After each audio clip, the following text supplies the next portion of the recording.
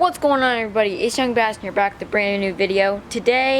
This week's video brings along, today I was, just fishing with a swim jig, and I was skipping it underneath this bridge, and, I ended up catching a fish, but, so this guy came up to me and was asking what I was fishing with, and I helped him out a little bit. Him and his daughter were struggling on catching a fish, and I decided to help him out. So, enjoy the video.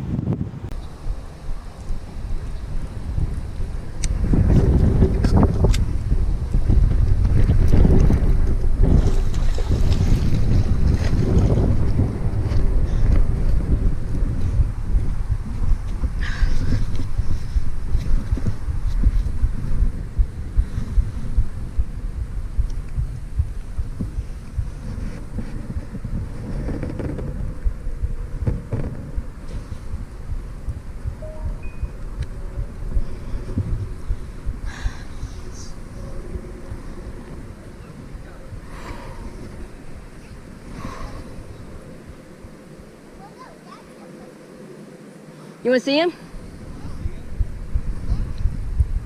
Dadgum. What are you using? Swim jig. What is that? It's a bass fishing jig.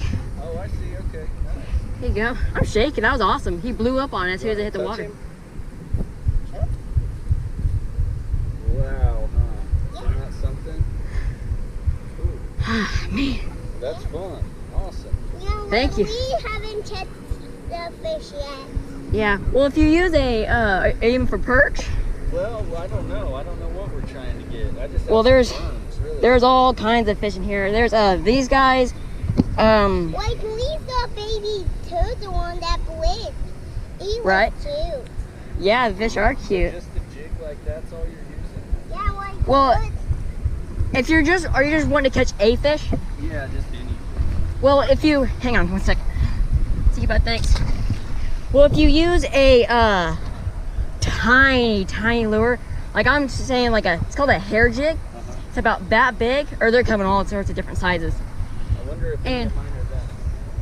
And if you use, it's like if you use like something like a, called a 1/32 or 1/64. It's a tiny jig like that big. Yeah. If you just fish it along these weeds and along these rocks, get into the tight cover. Yeah. I came out here with a buddy and caught 18 perch. Perch. Yeah. Can you use corn and stuff like that? Yeah, you can use corn, crappie bites. You know what crappie bites are? No. Well, you can get them at Walmart. They got all sorts of different names. Crappie nibbles, crappie bites. Yeah. If you just put it on the hook, man, you can have a ball with that. Just a 1/64 ounce hair jig. That's all you need. Yeah. And you just Oh my gosh, Yeah. they destroy them. Nice, awesome, man. That's cool.